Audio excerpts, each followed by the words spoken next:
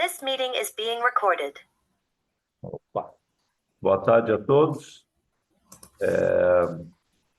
Nós vamos ter uma aula sobre práticas de adoção de plantas de cobertura do solo e boas práticas de manejo em nível de propriedade. Então, eu escolhi duas propriedades aqui que os próprios produtores as apresentaram em eventos que a gente teve a oportunidade aí de organizar, e eu vou compartilhar com vocês a minha tela, do caso de um amigo produtor, né, deixa eu achar aqui a apresentação dele.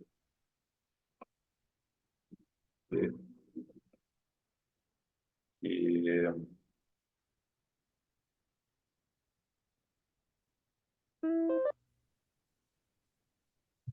quase achar. Bom, vou começar com essa aqui, depois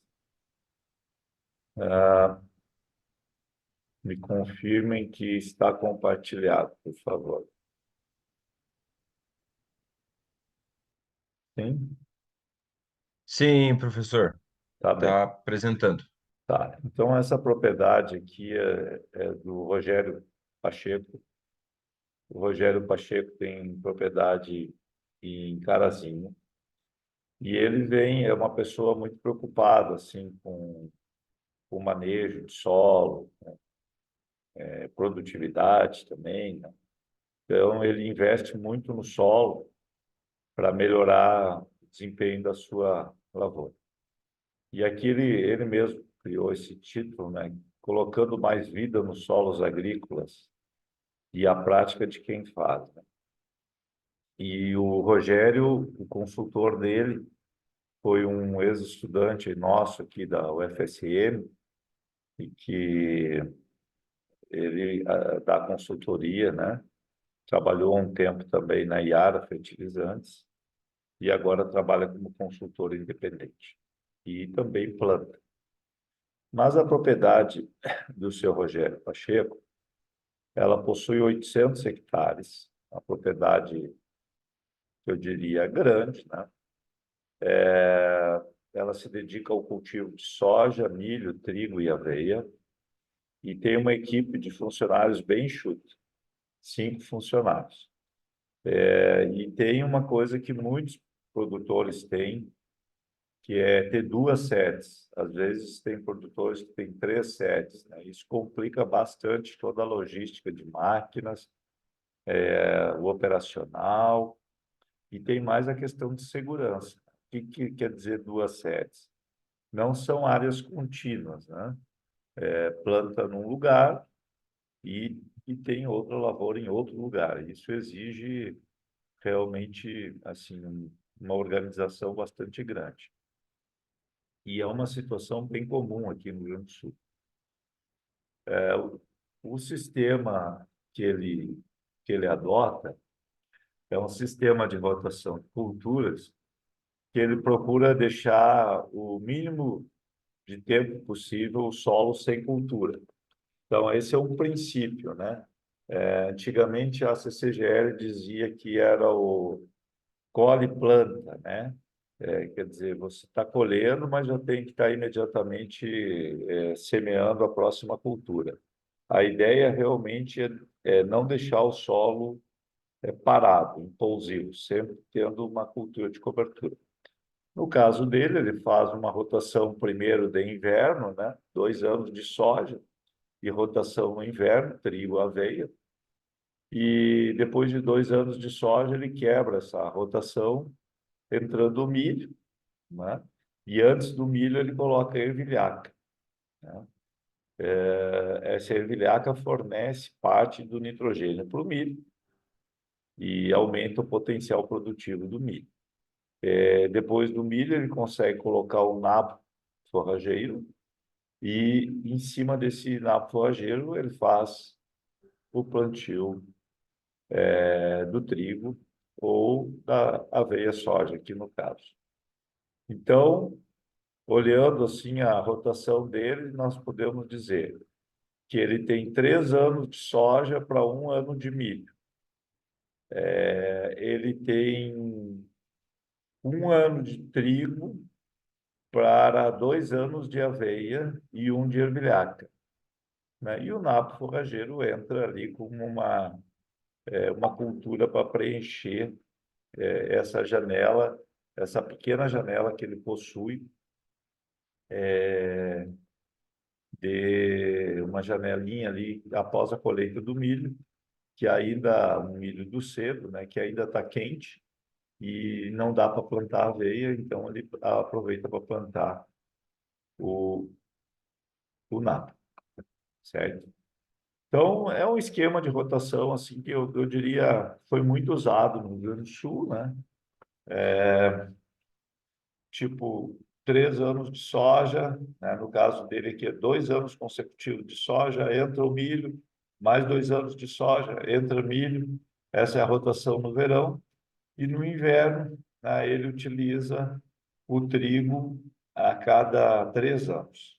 Então, esse é o esquema. E ele procura manejar muito a variabilidade que existe na propriedade dele, né? Então, ele começou a observar isso, né? Que a lavoura não ficava pronta para colher de forma uniforme. Tinha áreas que elas já estavam prontas, antecipadas, e outras áreas permaneciam verdes, né? E essa variabilidade visual, operacional, depois acabava se refletindo também na produtividade. Então, ele tinha produtividades diferentes. Com a entrada de várias tecnologias, né, isso começou a ficar mais perceptível. E foi o caso do mapa de colheita, né? Quando ele equipou a sua colhedora com mapa de colheita, ele começou a gerar esses dados. E esse sensor que vocês estão vendo aqui é um sensor da Yara. Hoje ela faz isso via satélite, via remota, mas esse sensor aqui é um sensor de biomassa e de vigor de plantas. Então, esse sensor, ele nos diz o quanto que a gente tem de biomassa numa cultura de cobertura, ou mesmo na cultura do milho ou do trigo. Esse sensor, né, o N-Sensor, ele foi uma patente da Yara, né, e é muito utilizado na Alemanha para fertilizar trigo. O princípio dele, você tem dois princípios nele, né? Quando você tem uma lavoura que está muito verde, você pode economizar nitrogênio. E quando a lavoura está mais amarela, mais atrasada, este sensor, então, ele capta isso e a gente pode aplicar nitrogênio para tentar recuperar essa lavoura. Então, ele se baseia na clorofila. Bom, então, ele utilizando essas ferramentas, ele percebeu que o milho dele, né, sensoriado com o N-Sensor, no estádio V8, que é um estádio já avançado do milho, né, ele constatou que tinha locais da lavoura dele que estavam muito verdes e tinha locais que o vigor das plantas estavam muito fracas. Embora a adubação mineral, a genética, tudo tenha sido feito da mesma forma. E também a gente observa que nas cabeceiras, né, a gente tinha também um vigor menor. Então, este mapa gerado no V8, depois, quando foi feita a colheita do milho com N-Sensor, desculpa, com mapa de colheita, sensor de rendimento, a gente observa que houve uma concordância. Essa parte aqui, sul da lavoura, que estava vermelha em V8, ou seja, as plantas estavam com baixo vigor, Quando chegou no mapa de colheita, foi a área que produziu menos, né? Da mesma forma, essa região aqui mais central, centro-leste, ela tinha baixo vigor em V8 e o mapa de produtividade também acusou isso. Então, de posse dessas ferramentas, ele começou a trabalhar para buscar a uniformidade dessa lavoura. Ele ainda utilizou uma outra ferramenta, que é a condutividade elétrica. Essa ferramenta ela é muito utilizada nos Estados Unidos, menos utilizada no Brasil, mas a condutividade elétrica, a gente passa uma corrente elétrica pelo solo e a gente determina a umidade do solo, por exemplo, aqui um local que o solo fica mais úmido, porque a umidade ela ajuda a condução da eletricidade. Locais que o solo é mais fértil e locais que têm maior teor de argila e matéria orgânica. Então, a condutividade elétrica ela nos ajuda a conhecer melhor algumas propriedades bem importantes do nosso solo, como a própria variação de textura que existe na nossa área. Se eu tenho um solo muito manchado, né, isso aqui vai aparecer numa análise como essa de condutividade elétrica. E aí, né, baseado nisso, ele resolveu fazer o que nós chamamos uma amostragem de solo dirigida, né? Então, essa aqui é um talhão que ele possui, né? E nesse talhão ele tinha essas áreas em vermelho, que eram as áreas de lavoura mais fracas. E aí ele fez uma amostragem de solo exatamente nesses pontos mais fracos e fez também alguns pontos em que estava boa a lavoura para fazer o contraste, né? Para tentar entender o que tinha nesses locais em que a lavoura estava boa e quais eram os problemas dessa parte mais fraca. Muito bem. Então, aqui alguns resultados que ele obteve, né? Aonde que ele estava indo muito bem, a saturação de bases era boa, 70%, né? A relação cálcio-magnésio era 3,2 para 1, quer dizer, uma relação cálcio-magnésio boa, né? 3 para 1. E aonde ele estava indo mal, a saturação de base era baixa, 42, e a relação cálcio-magnésio estava extremamente apertada, né? Era abaixo de 2, 1,7. Além disso, tinha deficiência de micronutrientes, especialmente o zinco e o boro. Então, isso apareceu na análise química. Ele chegou à conclusão que ele tinha diferentes ambientes produtivos na lavoura dele, né? Em algumas regiões ele tinha problemas químicos e baixa atividade biológica. E com isso ele tinha algumas regiões da lavoura dele que tinham pouca estrutura e baixa capacidade de retenção de água. Então não eram problemas muito simples de serem resolvidos nessa propriedade, né? Vamos ver o que o produtor fez, seu Rogério. Então, primeiramente, ele decidiu elevar o pH e a saturação das bases, especialmente naquelas áreas mais fracas, né?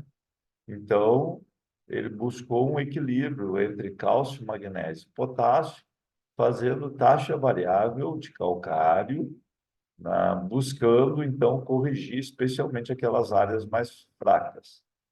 Outra coisa que ele resolveu fazer foi trabalhar com o fósforo no inverno. Tem algumas razões interessantes para a gente trabalhar com uma adubação de fósforo no inverno. Uma delas é que a semeadora de inverno tem um espaçamento de 17,5 centímetros, né? Então, você consegue colocar esse fósforo na linha e mais próximo. A gente sabe que o fósforo tem uma mobilidade muito baixa, né?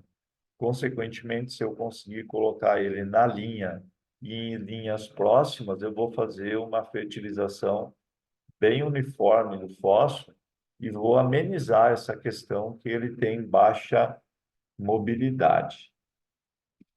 Mas a intervenção muito interessante que ele fez, que eu queria compartilhar com vocês, foi isso aqui. Ele tinha plantas de cobertura na área dele no inverno. Aqui nós estamos vendo um mix que possui nabo forrageiro, ervilhaca e aveia. E em cima desse mix, nas áreas mais fracas, que são essas áreas aqui em vermelho, ele ainda colocou cama de aviário.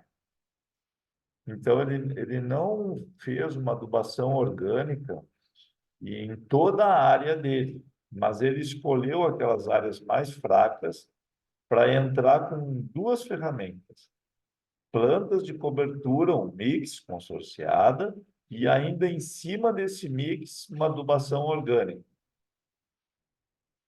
E, e ao longo dessa caminhada dele de buscar também uma cultura de cobertura mais eficiente, ele estava utilizando uma semente de ervilhaca, de uma ervilhaca crioula que ele possuía na fazenda, né, que já estava há muitos anos lá, e ele resolveu investir numa ervilhaca de genética melhor, um padrão de produção de sementes melhor.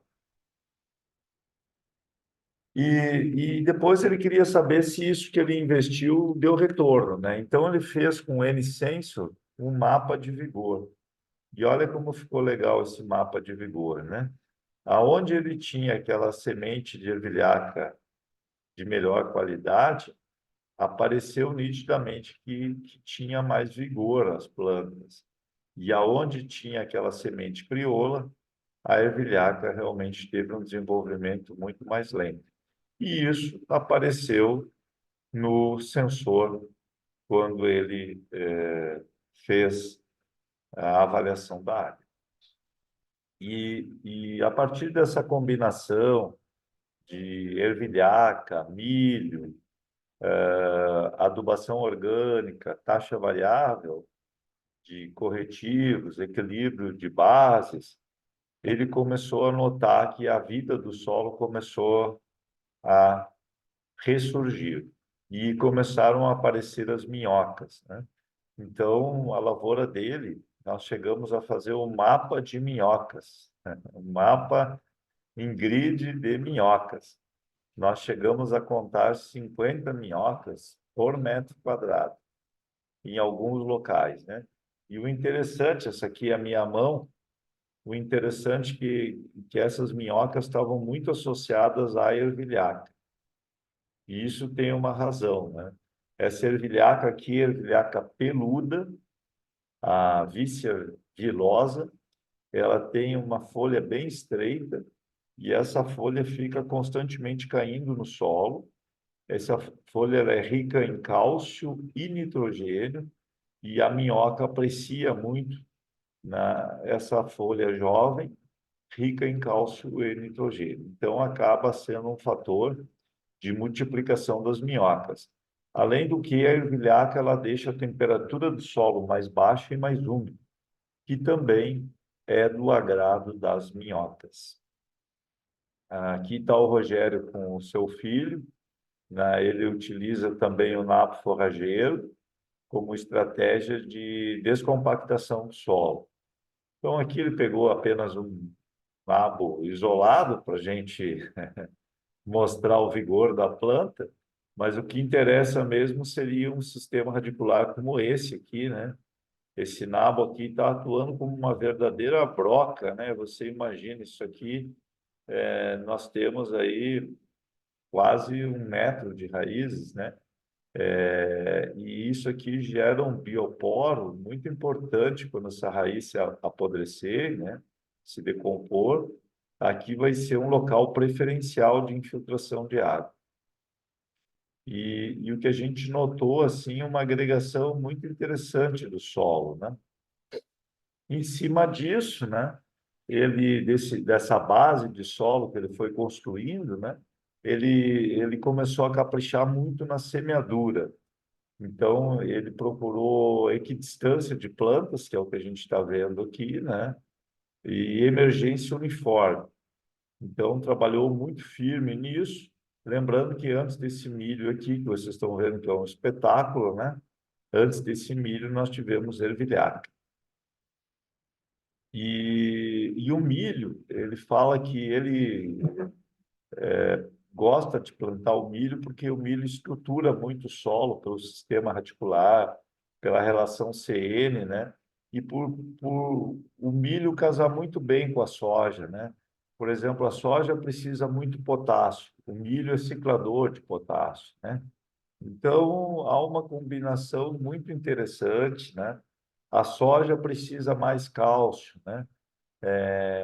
O milho é uma planta que precisa menos cálcio. Então, há uma combinação muito grande entre as exigências da soja e as exigências do milho. E aqui algumas imagens da propriedade dele, né? Aqui o mix de plantas de cobertura, aqui o momento que essas plantas estão sendo manejadas com herbicida e rolo-faca. E aqui é o que mais interessa, né? É o resultado final em termos de produtividade, né? Então, é um milho sequeiro, e aqui nós temos um mapa de colheita. Em verde são as melhores produtividades, e aqui nós temos as classes de produtividade. Então, locais verde escuro que se colheu de 240 a 300 sacos por hectare, foram esses pontos aqui de verde mais escuro. Locais que se colheu entre 220 e 239, foi uma grande concentração. 82 hectares estavam nessa área mais verde. Áreas que a gente colheu menos, eu não vou chamar pouco, de 180 a 200 sacos de milho sequeiro, nunca dá para dizer pouco, né?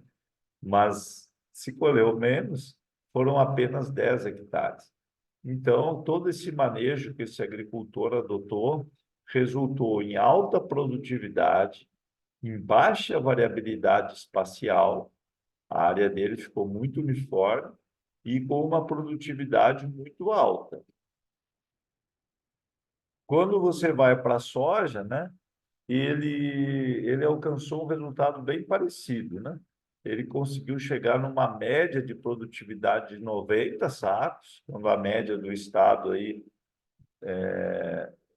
é de 60 sacos, e 61, 62, e a lavoura, de novo, muito uniforme, né? Então, o que chama atenção na lavoura do Rogério é que ela realmente ficou muito uniforme, uma grande concentração de produtividades acima de 5.000 quilos, entre 5.100 e 5.200, e de 5.300 a 5.400.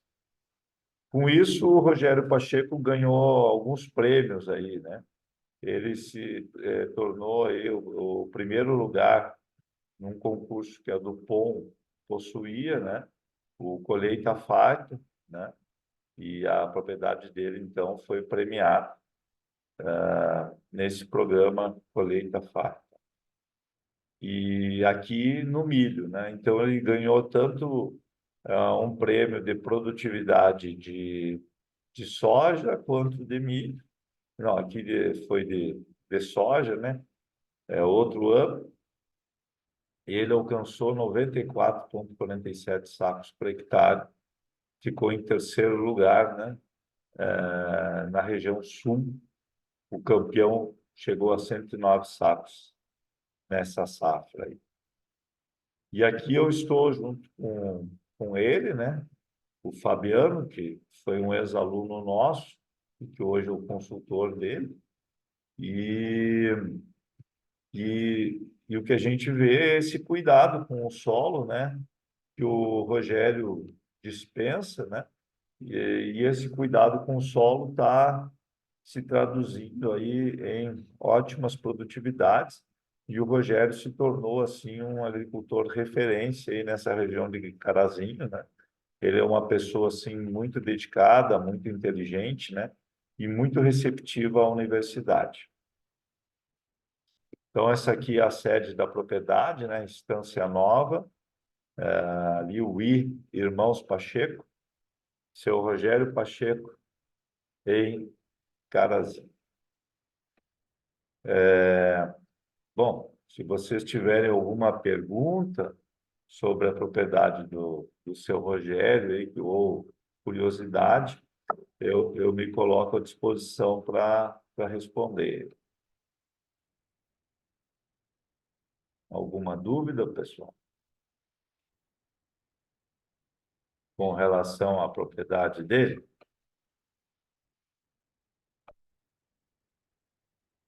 Se não, opa, eu vou mostrar para vocês uma outra propriedade. Eu falei que eu ia apresentar duas propriedades, né?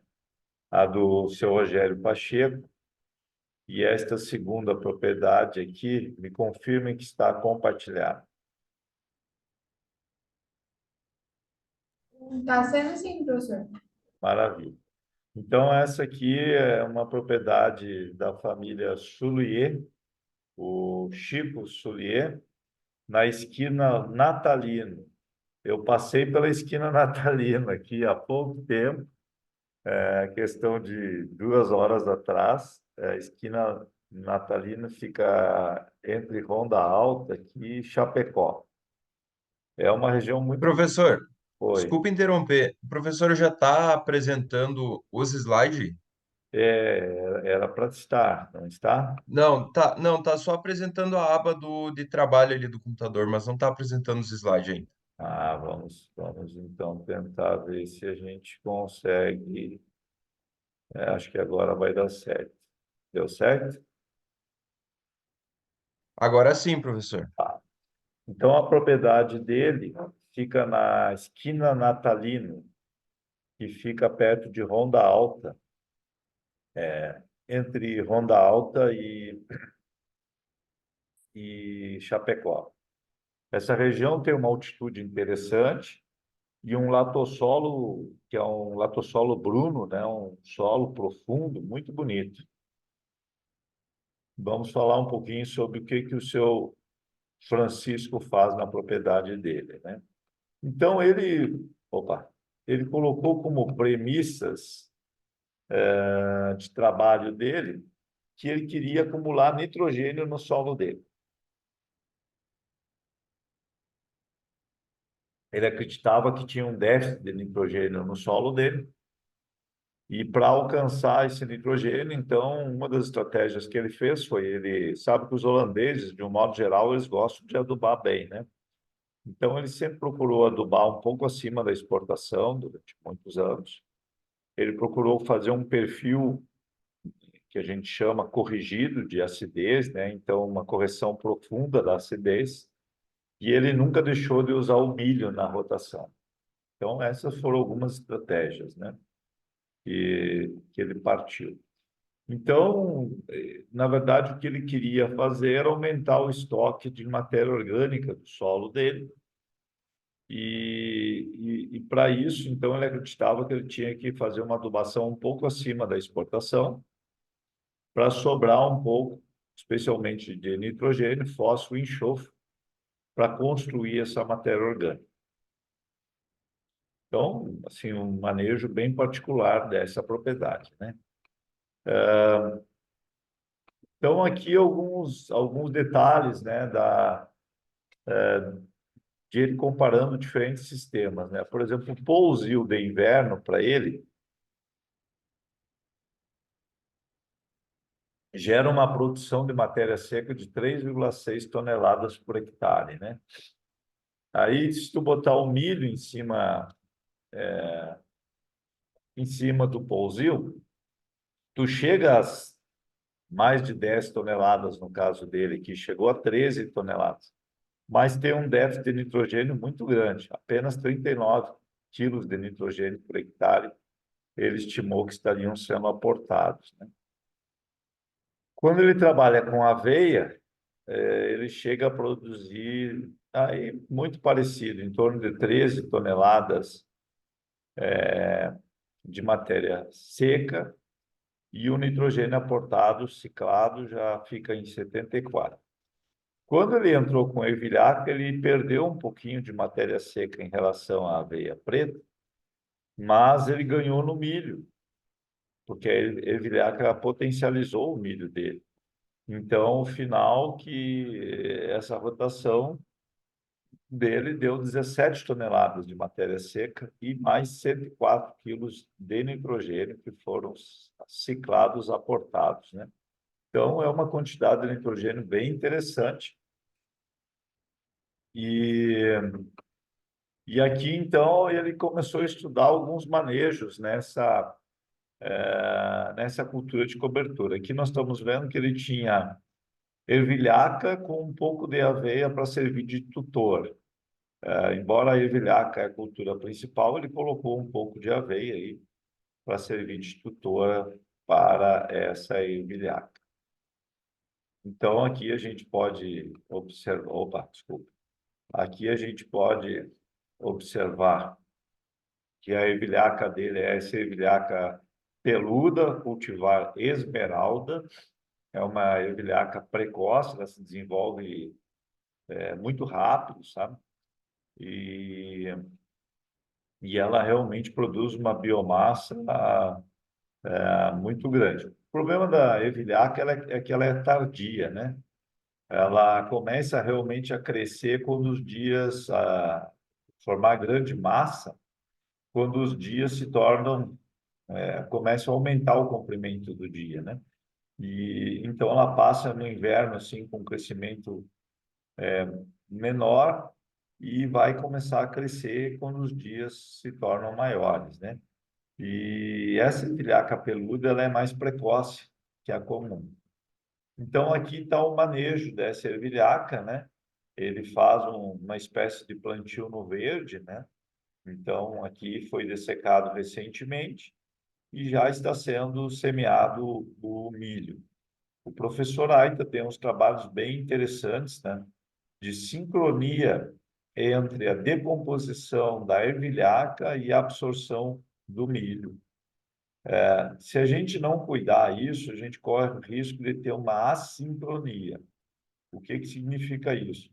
A gente pode ter uma rápida liberação do nitrogênio da ervilhaca e o milho ainda ser muito jovem e, consequentemente, ele não consegue aproveitar esse nitrogênio da ervilhaca. Então, tudo que a gente pudesse fazer para retardar a decomposição da ervilhaca ou implantar o milho mais cedo, seria o ideal. Aqui, então, ele está tentando fazer isso, né? Ele procura fracionar o mínimo possível a ervilhaca para retardar a decomposição dela e procura implantar o milho o mais cedo possível para criar um melhor sincronismo entre a liberação de nitrogênio da ervilhaca e a absorção pelo milho. Mas vocês observam que a cobertura do solo proporcionada por essa ervilhaca, eu poderia dizer que é uma cobertura excelente, né?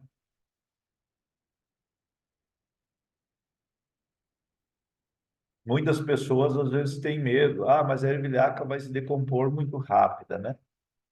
As folhas se decompõem rápido, mas as gavinhas, os galhos, da ervilhaca, esses permanecem por mais tempo. Então, aqui já uma semana mais tarde, desculpa, vou voltar ali o slide que passou muito rápido. A gente observa que ela realmente forma uma cama muito boa, ela senta no solo e protege, né? O Laércio, o agricultor, aí, ele fez um corte e levanta aquele tapete, né? Realmente ela forma assim uma proteção do solo muito boa e fica uma camada em contato direto com o solo aí muito interessante. Então aqui vocês têm o aspecto, né? Realmente aqui foi produzido aí 6 toneladas de matéria seca de ervilhaca, com mais de 20 quilos de nitrogênio, aí 120, 150, né?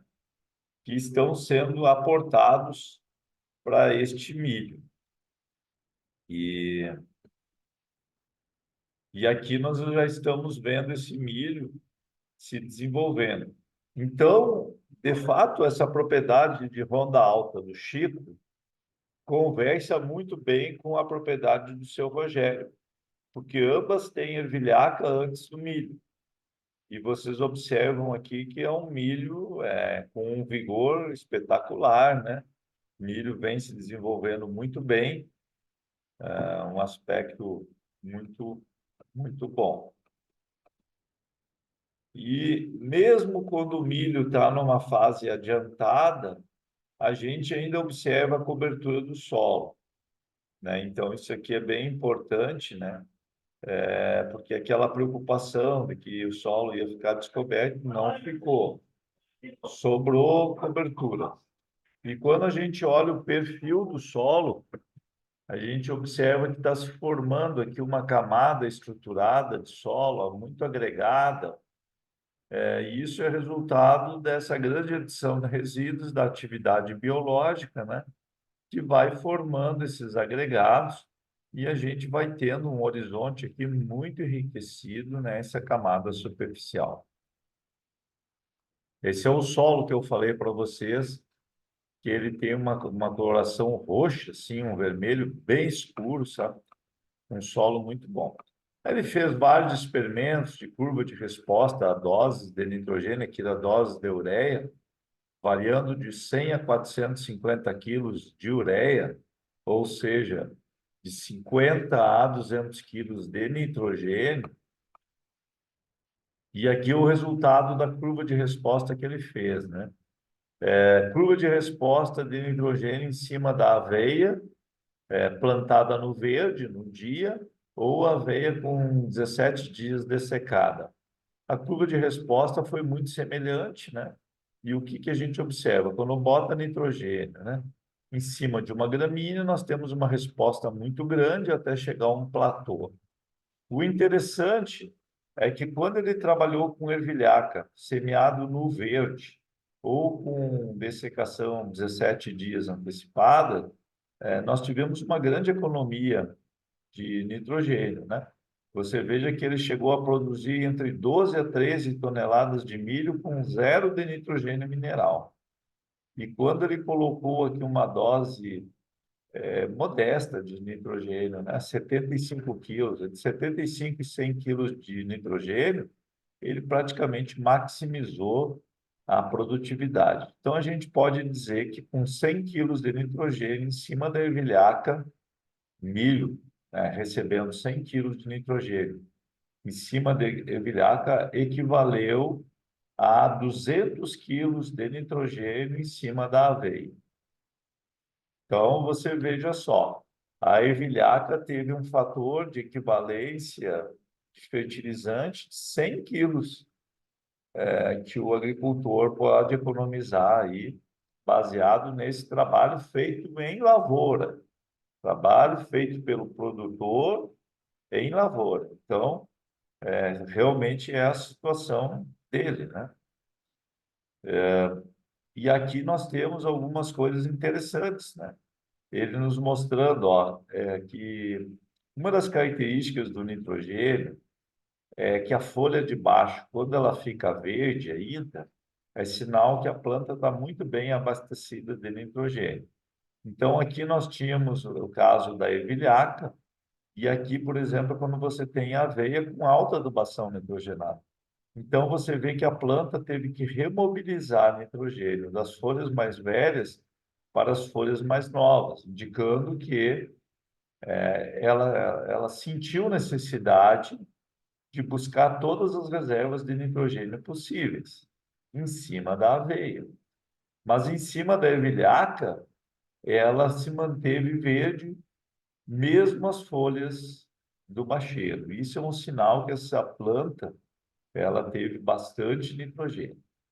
E o interessante, para complementar a aula de ontem, né, é o acúmulo de matéria orgânica, né? Então, esse agricultor, gradativamente, ele vem conquistando ganhos de matéria orgânica muito expressivos, né? Então, ele estava aqui numa faixa de 3,7, 3,6, 3,8 de matéria orgânica, né? Durante 20 anos, e agora ele está conseguindo bater nos 4, 4,22, e de repente ele vai chegar, estabilizar aí em 4,5, talvez de matéria orgânica, né?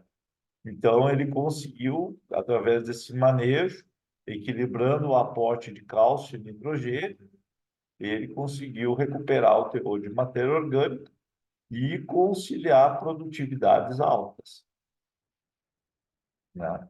Então, aí são vários gráficos que ele gerou. Também ele está buscando um nível de fertilidade alto, um nível de fertilidade, ele vem construindo essa fertilidade, né? Então, aqui a gente vê que ele tem uma grande quantidade de área com saturação de base acima de 80%, né? Apenas alguns dados aí para referendar. E ele tem um histórico de produtividade muito bonito na área dele, né? Esse histórico de produtividade desde o ano de 1990, né? Até os dias de hoje. Então, você imagina, né? 90 até 2000, ele tem um histórico de 30 anos de produtividade. A gente vê aquela situação que o clima do Rio Grande do Sul é bastante variável, né? A produtividade, mas existe uma tendência gradual da produtividade vir aumentando, né? E isso é bastante importante, né? Então, ele vem aumentando aqui na média 219 quilos de milho por ano. Isso aí, 219 quilos, né? São 3 sacos, entre 3 a 4 sacos aí de milho. Por ano ele vem conseguindo aumentar, tendo altos e baixos, de acordo com o clima, mas há uma tendência de aumento. Então, isso aí é sinal que o manejo está indo bem. Quando olha os dados de soja, ele tem dados desde 1965, um conjunto lindo de dados, né, de produtividade de soja. Então, 1965, praticamente, como eu disse para vocês, foi quando as primeiras lavouras de soja foram implantadas aí, né? Então, na época, se colhia 1.000 quilos de soja, 1965, e à medida que as décadas foram passando, tecnologias, melhoria de solo, etc., nós tivemos aí ganhos de produtividade, né? Só que aqui o incremento de produtividade foi na faixa de meio saco por ano, incremento um pouco mais lento, mas de novo uma tendência linear. Chama atenção aqui também que a gente começou com 1.000 sacos de soja, mil quilos de soja, né? Isso aí dá 15 sacos, 17 sacos aí de soja, né? E teve alguns anos aí que, os piores anos, né? Que a gente voltou a essa produtividade. Isso aqui foi na seca de 92, que foi uma das piores da história, e depois em 2004. Então, essas secas aqui, a seca de 92 e 2004. Então, o Rio Grande do Sul, cada 10 safras, nós temos problema em 2 a 3 safras. Essa é a média do estado, né? Infelizmente, a gente tem isso, né? Mas, tanto na soja quanto no milho, né, a gente vê que alguns esquemas de rotação, vou voltar aqui um pouquinho, que ele andou testando, né? Sistemas de rotação bastante intensivos, né? É um produtor que gosta muito de usar a rotação. A gente vê que algumas estratégias são importantíssimas, por exemplo, sempre usar uma leguminosa antes do milho, isso é importante. Uma planta de relação CN mais ampla antes da soja. Uma hora ele usa centeio, eu gosto muito de centeio, ou centeio mais ervilhaca, né? Para plastanta entra o nabo, então entra triticale. Então ele é um agricultor assim que tem uma variação de cultivos ao longo do tempo bastante grande na propriedade dele. E aqui ele registrou alguns dados, né, de produtividade para mostrar para nós, né? Então, o milho, em cima de aveia preta, né, produziu aqui numa média 7 toneladas de milho.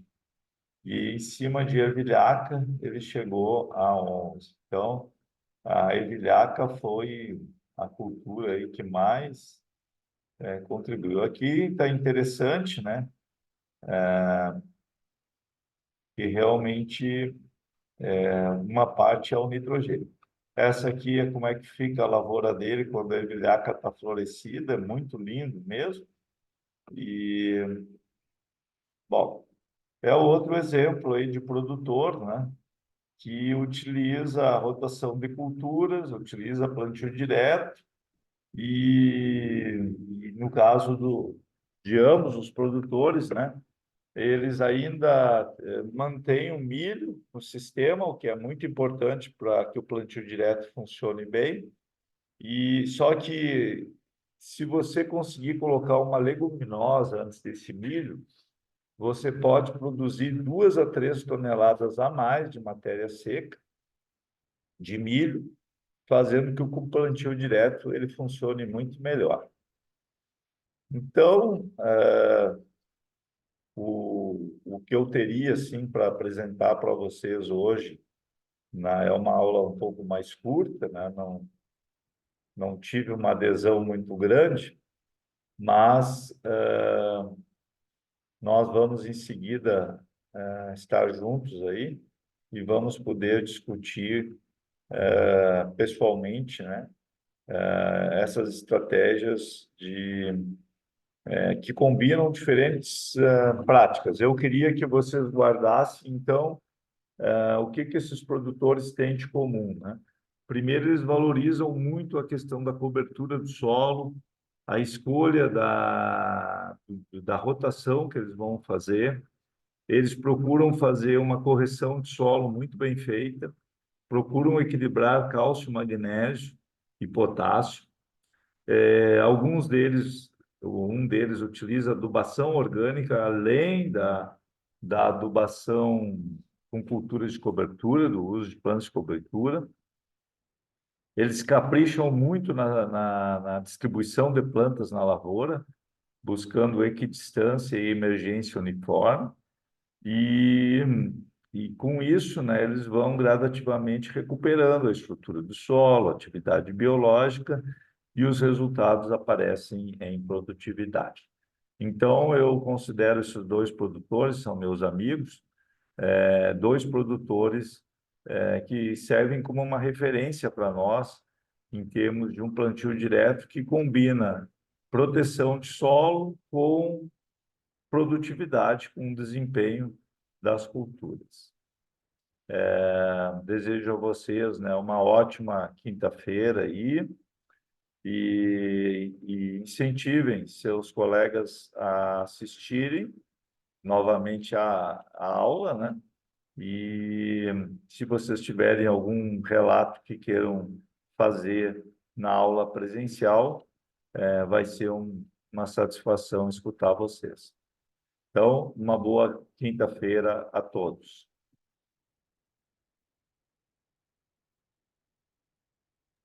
Certo. Tchau, tchau, professor. Tudo de bom. Tchau, Igor. Obrigado Tchau, pela aula. professor. Obrigado. Obrigado a todos. Professor, se tiver um minuto só, eu queria trocar uma ideia, só uma dúvida. Tá, eu só vou parar aqui, então, de gravar. E aí